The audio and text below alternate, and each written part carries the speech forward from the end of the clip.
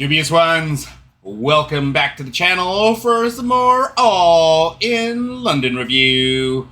We are on our co-main event of the evening between Darby Allin and Jack Perry for the TNT Championship.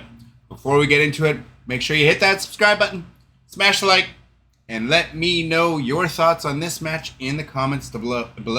Do you agree with my thoughts? Do you disagree? I want to know. I want to hear from you guys. But let's get into it.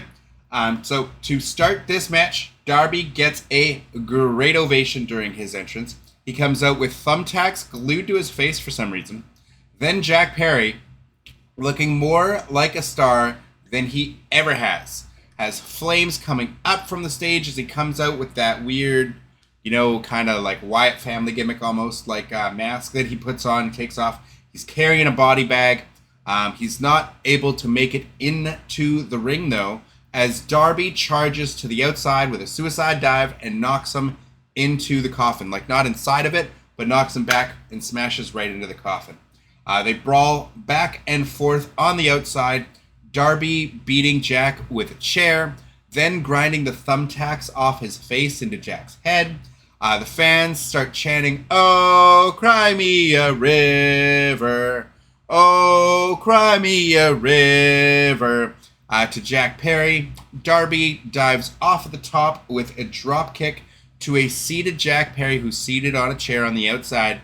Darby jumped off the top turnbuckle to the outside with brutal drop kick. That's got to be bad for Darby's back. I always feel for what he's doing to himself in every one of these matches.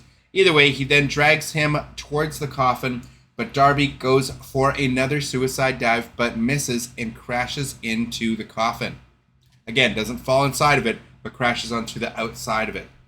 Jack then takes the advantage, all while the fans chanting, "Oh, cry me a river." Jack then grabs a bag from under the ring, but it's not thumbtacks. No, no, no. And it's not cricket balls either, a la Chris Jericho. No, it's broken glass. The fans pop huge over this, as its intention. Jack puts his arms out in the Raven/Jericho style Jesus pose as the fans begin chanting louder and louder, "Oh, cry me a river." Jack gets on the turnbuckle and says, "I'm the fucking man around here." Then the fans start chanting, not CM Punk, not CM Punk, not CM Punk. Meanwhile, Darby takes the advantage and takes his skateboard and skates off the top rope onto the back of Jack. Jack then falls into the glass while the fans chant, and I know I was wrong the first time before, as this clearly sounds like, I thought it was they were chanting not CM Punk the first time. No.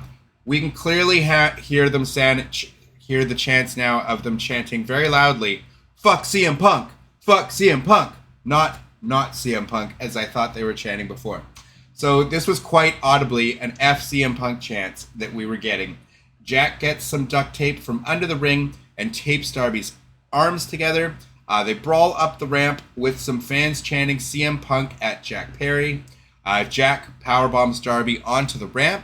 His arms are still taped together. Jack then grabs Darby's belt from around his waist and ties it around his legs. So now Darby can't move his arms or his legs, and then Jack just tosses him off the ramp through some tables below, a solid 15-20 foot drop. Darby is just a crazy person. Jack then grabs the body bag he brought to the ring, puts Darby in it, brings it up to Darby, puts Darby in the body bag with only his head uncovered as he zipped it up, drags him down to the coffin. He throws him in the coffin. Darby does the Undertaker sit-up while in the body bag with just his head poking out, which was hilarious. Only to eat a running knee to the face from Jack, which I believe Jack has been using through his New Japan run, and as he's come back as his finish. So he hits that brutal running knee, and then Jack just shoves Darby back in the coffin, spits on him, and then slams the lid shut. This match went under 15 minutes. I was shocked. This was like a 14-minute match. This match literally went less time. it took the fans this entire match's length just to get in to the previous match between Britt and Mercedes, which is crazy to me that this match was so short. With so many of these matches going really long, I was really shocked at how short this match was. But then we find out the reason why coming here as the Young Bucks come down to the ring with a can of gasoline in their hand. Then it started to make some sense as why this was so short, as there's going to be a lot of post-match semantics. So here we go. We got or more post-match antics. They poured gas all over Darby, then closed the coffin again, then all over the top of the coffin. And they were about to light it, and I was thinking like a la Kane Undertaker at the Royal Rumble when they had their casket match, and they set the casket on fire. I was like, how are they getting Darby out of this if they're going to set it on fire? Like, he's that crazy? They just doused him in gasoline? They're just going to light this thing up now and let it ablaze? But no, the lights go out. The fans erupt as, yes, Seek and Destroy by Metallica hits the speakers. And it's Sting! The pop was absolutely insane. Sting comes down to the ring with a bat. Fans go absolutely crazy. He corners the Bucks and Jack in the ring.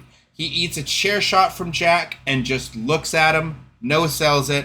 Jack gets out of the ring. The Bucks then attack him, but then both of them eat a double Scorpion Death Drop.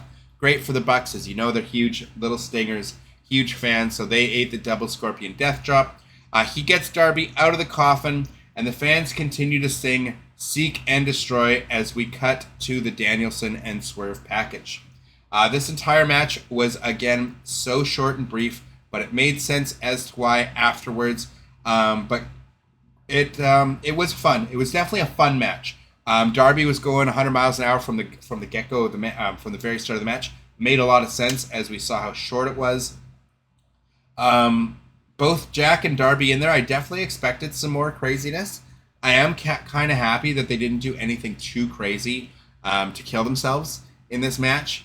But I love the fact that, like, Darby not doing anything too crazy when he was, like, in my mind, but he was still thrown off like a 20-foot thing with his arms taped up, his legs, belted up so he can't really protect himself at all. Going through tables off like a 20-foot entrance ramp is nothing too crazy because Darby is, desensitized us so much to his antics. But yeah, I enjoyed the match. It accomplished, I guess, what it needed to, because it really did put across Jungle Boy pretty strong. And I am happy for the fact that neither of them are likely coming out of this seriously injured in any way. Short but fun match. The Sting surprise at the end really made this. The fans went nuts for that. That was probably the highlight of the match, even over Darby's fall through the table. But I would give this match a solid 7 out of 10. Just for the fun factor, Sting at the end really did it for me. Hearing all those 50,000 plus sing Seek and Destroy, Sting getting that moment in front of a big, huge crowd. Once again, well deserved, as his retirement we all thought could have maybe been at Wembley, but he decided not to do that so they could get a big pay-per-view number. So respect goes to him. I'm happy he got this moment as well. And yeah, I mean, I'm not surprised because I feel like somewhere in an interview, Danielson said he wanted to kind of pass the torch to another Seattle guy. And so that someone else can get those massive reactions every time he comes back just to the state of Washington. He wanted another Washington guy to really be able to take over that mantle that he's taken. So anytime he's in Washington, he feels like that hometown hero. And so we've got Swerve and Darby Allin both coming from that Washington area, and I think he really does want to pass that torch to Darby. And I don't know if we've seen a Danielson and Darby match at all in AEW's history. So I personally could see Danielson losing the belt to Darby, because I feel like Tony Khan listens to Bryan, like to Bryan Danielson. And if that's what Bryan wanted to do, I think Tony would just let it happen. And not to say that anything against Darby. He's obviously a huge star. Undersized does not matter in this company. And he puts his body on the line all the time. It's like a Mick Foley, Mankind situation where eventually the guy can only do so many crazy bumps before, you just got to give the guy his flowers and really appreciate him while you've got him. So yeah, I could definitely see Darby, not anytime soon necessarily, but sometime over the course of the next 4 to 6 months, depending on how long this title run of Danielson's is going to be, I could see Darby being the guy to take it off him, really, realistically. But we'll have to wait and see. Either way, I thought this was a fun match. Again, 7 out of 10 from me.